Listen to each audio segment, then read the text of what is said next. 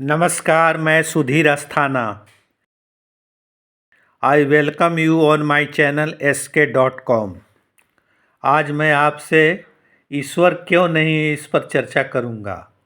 सबसे पहले मैं आपको बताना चाहता हूँ कि एक यूट्यूबर महोदय हैं जो अपने को बड़ा विद्वान दर्शाते हैं, मगर उनकी दलीलें बहुत बचकानी होती है। उनका कहना था कि जिस प्रकार कंप्यूटर बनाने वाला कंप्यूटर के अंदर नहीं होता, उसी प्रकार ईश्वर ब्रह्मांड के अंदर न होकर ब्रह्मांड के बाहर है। दूसरा उनका कहना था कि समय बनाने वाला समय के अंदर नहीं, समय से बाहर है। इन बातों का जवाब यह है कि उक्त महोदय जो शिकागो में रहते हैं, उन्हें विज्ञान का गहरा अध्ययन करना चाहिए। हबल टेलीस्कोप और जेम्स वेब टेलीस्कोप की खोजों का अध्ययन करना चाहिए। उन्हें जानना चाहिए कि ब्रह्मांड कोई कंप्यूटर नहीं है, ब्रह्मांड असीम है। इसमें अरबों खरबों तारे हैं और उनके बीच की दूरी खरबों किलोमीटर है। इसका कोई अंत नहीं है। इसका प्रसार हर डायमेंशन में है।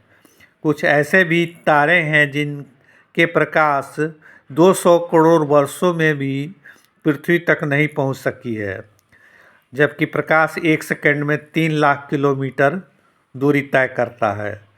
इससे आप गणना कर सकते हैं कि प्रकाश एक वर्ष में कितने करोड़ किलोमीटर चलती है।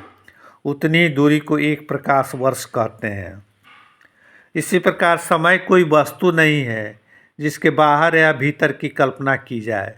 समय की माप के लिए एक अवधारणा मनुष्य ने बनाया है। पृथ्वी अपने कक्ष पर जितने समय में घूम जाती है उसे एक दिन कहा जाता है। फिर उसे 24 बराबर भागों में बांट दिया गया है और प्रत्येक भाग को 1 घंटा कहते हैं। इसी तरह 1 घंटा को पुनः 60 भागों में बांटा गया है और प्रत्येक भाग को 1 मिनट कहा गया है। इसी प्रकार मिनट को 60 भागों में बांटा गया और प्रत्येक भाग को सेकंड कहते हैं।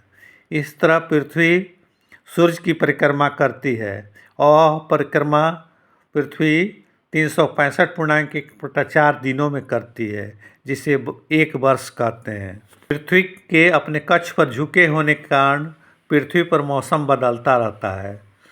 जब मनुष्य ने टेलीस्कोप नहीं बनाए थे, उस समय लोग लगातार प्रेक्षण करके ग्रह और नक्षत्र में भेद तो जान गए थे, लेकिन उन्हें सौर मंडल में कितने ग्रह हैं यह पता नहीं था। प्रत्येक तारा के कितने ग्रह हैं यह भी पता नहीं था। सौर मंडल के कौन से ग्रह को कितना चांद है यह नहीं जानते थे। वे काल्पनिक ग्रह भी बना चुके थे, जैसे राहु और केतु। आज विज्ञान के अध्ययन से हम जान सकते हैं कि इसका निर्माण कैसे हुआ है, तारे कैसे बनते हैं और कैसे समाप्त हो जाते हैं। ब्रह्मांड में सतत निर्माण और विनाश की प्रक्रिया चलती रहती है। पृथ्वी के जन्म से अब तक कितने तारे बने और कितने तारे नष्ट हो चुके हैं, यह जानना मुश्किल है। सूर्य भी एक मध्यम आकार का तारा है जो कुछ अरब वर्ष बाद नष्ट हो जाएगा और उसके नष्ट होते ही सौरमंडल के सारे ग्रह आपसी गुरुत्वाकर्षण के कारण टकरा के कई टुकड़ों में विभक्त हो जाएंगे। इसी प्रकार जीवों की उत्पत्ति को भी विज्ञान ने समझाया है कि इवोल्यूशन के कारण जीवों का विकास हुआ है। चार्ल्स डार्विन ने इवोल्यूशन का सिद्धांत प्रतिपादित किया। इवोल्यूशन नेचुरल सिलेक्शन के कारण होता है और इसके सटीक वैज्ञानिक प्रमाण उपस्थित हैं। यह कहना कि किसी क्रिएटर ने बनाया नितांत बेवकूफ़ी और जाहिलाना तर्क है। किसी का कहना कि हमने तो किसी बंदर को मनुष्य बनते नहीं देखा है, बचकानी तर्क है। इसी प्रकार किसी का कहना कि हमारे यहाँ तो पीढ़ियों से बच्चों के कान छेदे जाते हैं, फिर भी कोई बच्चा कान छिदा हुआ पैदा नहीं होता, यह भी बेवकूफ़ी भरा तर्क है।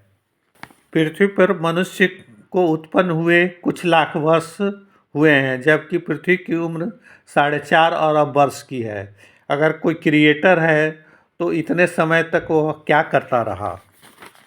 अब हम आपसे बात करेंगे कि क्यों ईश्वर का अस्तित्व नहीं है। प्राचीन या मध्यकाल में मनुष्य में कुछ लोगों ने पृथ्वी के अलग अलग भागों में धर्म बनाए। कहीं धर्म 3000 वर्ष पहले बना तो कहीं धर्म 2000 वर्ष पहले, तो कहीं 1500 वर्ष पहले धर्म बना। धर्म और भाषा के उत्पत्ति के पहले मनुष्य जिस प्राकृतिक घटना से भयभीत होता था उसमें उसने दैवी शक्ति को माना, फिर उसके अलग अलग नाम दिए। भाषा के उत्पत्ति और लिपि के आविष्कार के बाद उस शक्ति का तरह तरह नाम दिए तथा उसकी प्रार्थना में गद्य और पद्य रचे। फिर उनके संकलन का काम हुआ और ग्रंथ बने। इन ग्रंथों को उन्होंने कहा कि यह ईश्वर की वाणी है और यह अपरिवर्तनीय है, यह ईश्वर का आदेश है और इसे मानना उन्होंने सबके लिए बाध्य किया। जो भी धर्म प्रवर्तक बने उन्होंने कहा कि मैं ही अंतिम धर्म प्रवर्तक हूँ, ताकि उनका वर्चस्व और उनका नाम सदियों तक लोग लेते रहें।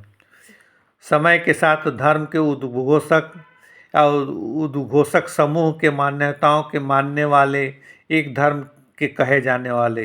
इतिहास साक्षी है कि इन विभिन्न मान्यताओं के बीच काफ़ी संघर्ष हुए और लाखों लोगों के कत्ल हुए।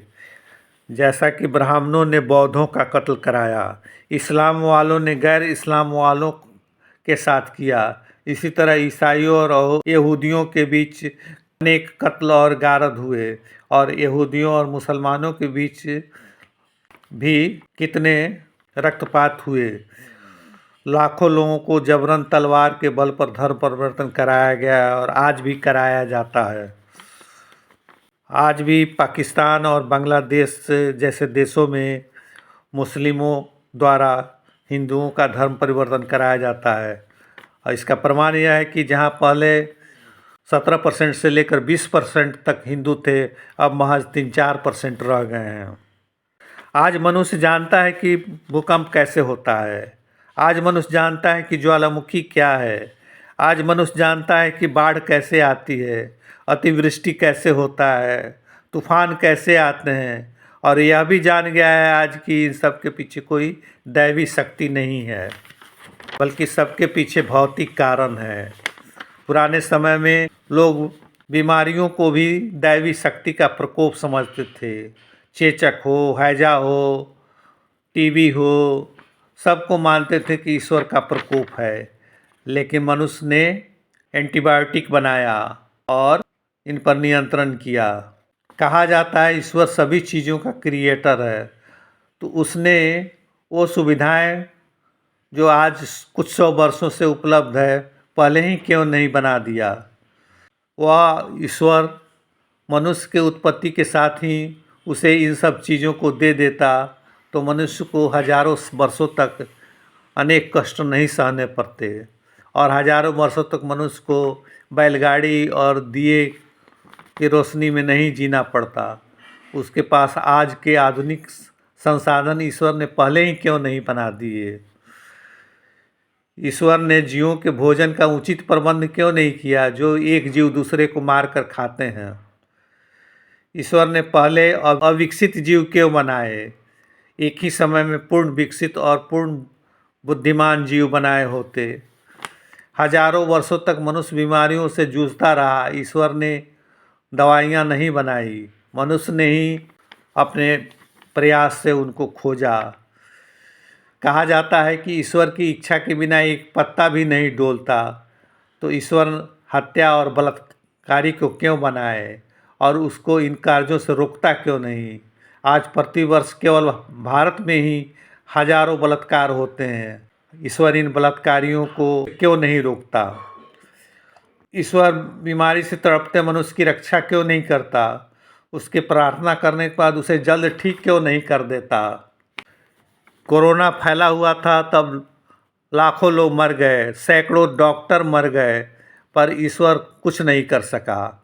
लोग दिए जलाते रहे और गो कोरोना करते रहे, पर कोरोना नहीं गया। कोरोना ख़त्म हुआ तो लोगों के मास्क लगाने से और वैज्ञानिकों द्वारा उस वायरस के टीके की ईजाद होने के कारण उस पर नियंत्रण हुआ। ईश्वर कहाँ था जब तैमूर लंग ने करोड़ों की हत्या की। ईश्वर उस समय कहाँ था जब चंगेज खान ने 4 करोड़ लोगों की हत्या कर दी। सिकंदर ने भी लाखों लोगों को अपनी लिप्सा के कारण कत्ल कर दिए। ईश्वर कहाँ था जब अमेरिका ने जापान के हिरोशिमा और नागासाकी पर बम गिराए और कुछ ही सेकंड में लाखों लोग काल के कवलित हो गए।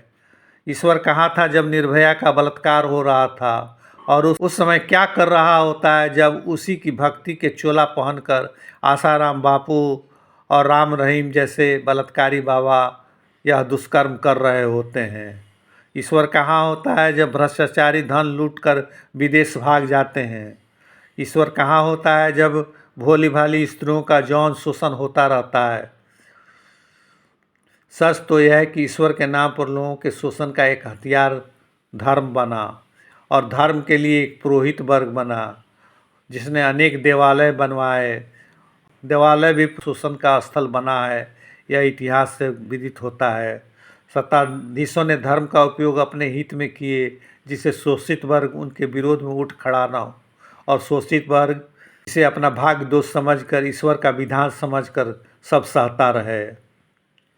इस तरह आशा है कि आप समझ गए होंगे कि ईश्वर नाम की कोई शक्ति नहीं है। आशा करता हूँ कि आपको मेरा यह वीडियो पसंद आया होगा। अगर वीडियो पसंद आया हो तो इसे लाइक और शेयर करेंगे तथा मेरे चैनल को सब्सक्राइब करेंगे। नमस्कार।